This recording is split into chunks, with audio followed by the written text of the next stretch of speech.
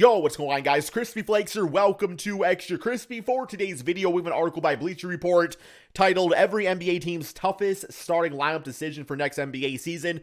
And basically, we're going to go through this here. I'm going to tell you guys which player I would start. This is going to be interesting because I don't think every single team has like a position battle. So I'm curious how they're going to come up for somebody for every single team. But let's go ahead and get going on this. If you guys agree or disagree with my selections. And let's get it, man. So first one, we got Clint or Okongwu. So I think if both these players are on the same team, Clint should be starting, but I'm also like Okongwu needs to be given that chance soon, hopefully sooner rather than later. So I wouldn't be opposed to them trading Clint eventually, but on the same team, Clint should be the one starting. Like, that's just how it should be. Boston Celtic. Okay, here we go. All set. Yeah, I would say so, because it sounds like they're going to go with Malcolm Brogdon as a sixth man, which honestly, I don't completely mind because he does have like an injury history. And I actually really liked the Al Horford, Robert Williams front court last season. I just thought defensively was really good. JT at the 3 spot. The season before last, JT actually played a lot of the 4. So I think with him playing that before, it kind of made him better defensively at guarding threes, if that makes sense. I don't know. So I'm cool with JT rocking at the 3. Malcolm Brogdon come off the bench. Like, that's how it should be. Next up, we have Brooklyn Nets, where to put Ben Simmons. I would say we are in an era of positionless basketball, so whatever position looks the weakest on the team. And that's probably going to be, honestly, center. I think Ben Simmons should play center because Joe Harris should be starting at the 3 spot because of his shooting. You got KD playing the 4. You know, you got Kyrie and Seth in the backcourt. I really think that Ben Simmons would be best off playing the 5. But if not, then you're probably doing like a Ben Simmons Kyrie type of like backcourt or something, which could be kind of weird. I think that's the best spot for him though, man, playing that center position. Next up, we got Charlotte Hornets, move PJ Washington to the 5. I mean, at this point, I probably wouldn't, because to me, he just is a 4. Like, PJ Washington is not a center, and they just drafted Mark Williams. The Hornets are not going to be a very good team next season, and putting PJ Washington at the center spot's not going to make that a better team or make them a better team. So I think in this case, you know, you go out there, you start the rookie, Mark Williams, see what he's got. And if you don't got nothing, then y'all going to get Victor next offseason, so he'll be good. Next up, we got the Bulls. Move Alex Caruso into the starting 5. I don't think so. Because I like Caruso kind of more at the shooting guard position. That's obviously going to be rocked out by Zach LaVine. Lonzo's going to miss the beginning of the regular season, but Ayo Dosunmu, he should be the starting point guard probably going into the season. You also got Kobe White. I don't really see a case where Alex Caruso does start with this team. You got Patrick Williams that's going to start. DeMar, yeah, I don't think he should. Next up, Cleveland Cavaliers all set. Yeah, they got maybe from top to bottom the best starting 5 in the NBA. Like, top to bottom. Is that like a hot take? Because I'm thinking about it. Maybe the small forward position might be a little position of weakness, but we'll see. We'll see. Dallas Mavericks, should Christian Wood start? Yes. Like, that's not even a question. Of course Christian Wood should start. Like, he was their big get this offseason. You ain't going to start Maxi Kleber and also Dwight Powell over him. Like, 1,000,000,000% Christian Wood starts. Not even a question. That should be an all set. Next up, we have Denver Nuggets. Who starts at the 2 spot? Yeah, I'll probably say KCP or Bruce Brown. Really, either one of those guys. I think I would have Bruce Brown in the second lineup because of his playmaking and defense and everything. I think that would be good for the second unit. So I would probably go with KCP as the 3-and-D guy. Detroit Pistons is Marvin Bagley a 5. I think he'll probably start at the 4. If not start, he'll be off the bench as a 4. But he'll also see some minutes at the center position too. He'll play both positions. And depending on how he does, we'll kind of see, you know, like when he plays more. But I think he's probably more of a 4.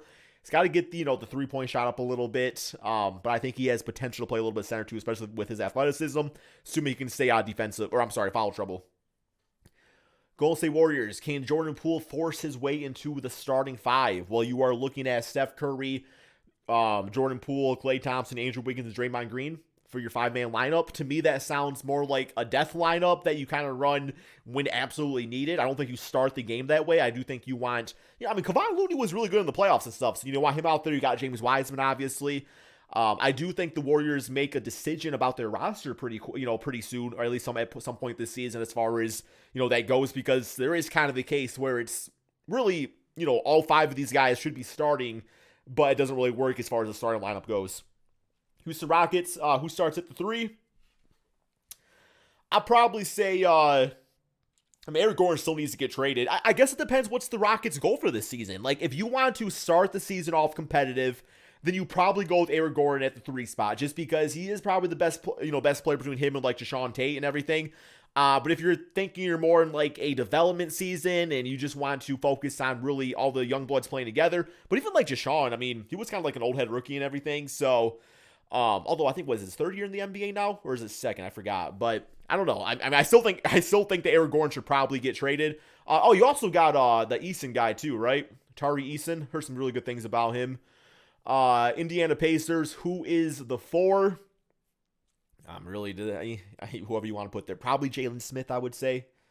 I would probably say Jalen Smith. Yo, who's this other guy? Yeah, O'Shea Brissett. I believe Pacer fans are pretty high on him. I think he had a good end to last season, but I'm thinking that Jalen probably gets the start. And it actually could work out pretty nicely with him, Miles Turner. I think that's actually a nice little 1-2 punch as far as the front court goes. Clippers, can John Wall crack the starting 5? I think he definitely should. Now, if you do want to go more with like Reggie Jackson and everything, just because the ball is going to be in Kawhi Leonard's and Paul George's hands so much, in the starting 5, then I could see where you use John Wall off the bench, kind of orchestrate the second unit, similar to Malcolm Brogdon with the Celtics. But I think he probably should start. I think he should, and then Reggie's scoring will be very utilized, or nicely utilized off the bench. Lakers, will Russell Westbrook be benched? Last I read, he's put his $30 million home up for sale, so might not even be a question pretty soon here. I don't think he gets benched. I think if the team starts off really bad, then he gets benched eventually, but not to start the season. I think Darvin Ham wants to see what he can do with Russell on the team. Memphis Grizzlies, who fills in for Jaren Jackson Jr.? If I remember correctly, Brandon Clark's pretty solid. Let's see if there's anybody else here that I'm not really thinking about. Could go smaller with Zaire Williams. I think it would probably be Brandon Clark. Like, that's who my mind goes straight to. Miami Heat, who replaces PJ Tucker? I still think this is an issue that they need to solve via some type of trade. And the guy that always comes to my mind is go for PJ Washington. Or now that he's available, Bojan Bogdanovic. Bojan would be perfect. You get the toughness with him that PJ Tucker brings, but you also get a guy that can drop 15 and 20 points per game. So I think they need to go for probably Bojan Bogdanovic, and they could probably get him for relatively cheap. Milwaukee Bucks, who starts at the 2? I'll probably go with Grayson Allen. From what I remember, he was knocking out his 3-point shots, and that's kind of what you want in the backcourt with Drew Holiday and also having Giannis on the court, so I'll probably go with Grayson. Next up, we have the T-Wolves, who starts at the 3. I've been hearing McDaniels, bro. Like, T-Wolf fans are really high on him. I think you go into the season with he's tall as hell, but he can kind of like shoot the lights out, so you probably go D'Lo, Ant-Man, McDaniels, Cat, and Gobert, and that's what I'm going with in my starting 5. Next up, we have the Pelicans, who starts in the backcourt with CJ. I don't know, it's going to be a weird-ass lineup. Probably Brandon Ingram. It's probably going to be CJ, Ingram, Jones, Zion, and Valanciunas. Although I could see Jones coming off the bench. But the way he played last year, like his defensive prowess, like I think that you really want that in the starting 5 still. So I don't know. It's going to be a positionless basketball lineup for sure, though. Especially because point guard-wise, they got Dyson Daniels, which we'll see what he does. Devontae Graham's garbage. So, yeah. New York Knicks, can Obi Toppin or Quentin Grimes crack the starting 5? I think Quentin Grimes does at some point in the season, but not to start off. Obi Toppin probably not, because he's a 4, and that's Julius Randle's position. I guess you could probably play him at the 3, but I wouldn't. So I think Quentin Grimes has a good chance, though. OKC Thunder, can Pokusevski crack the starting 5? A lot better chance now that Chet's not on the court. So, yeah. We got the Magic as Cole Anthony, the 6th man. I think logically speaking, he probably should be, and that's nothing against Cole Anthony. It's just that, if you believe Jalen Suggs is the future franchise point guard of this team, eventually you got to give him the reins to it.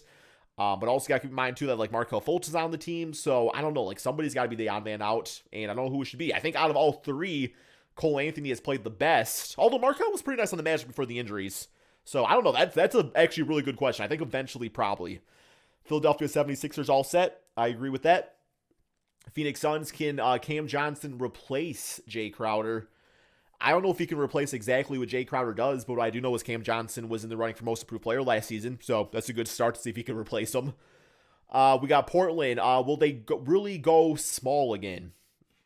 I'm trying to think about who's on their team, because you obviously got Dame at the point guard, Anfernee probably at the 2. Jeremy Grant, you would assume would be at the 4. I guess who are they thinking? Who are they thinking here? You also got Gary Payton and Josh Hart.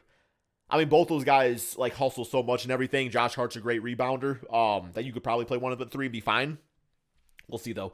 Kings, who starts at the 2? I'll probably go Malik Monk. I go Malik Monk at the 2, man. Yes. Spurs. How long do the veterans last? Probably till the trade deadline. I could see around. It should happen sooner, because if you're looking to tank, which it's kind of tough for doing the NBA these days, so you don't want to do anything else to like handicap yourself.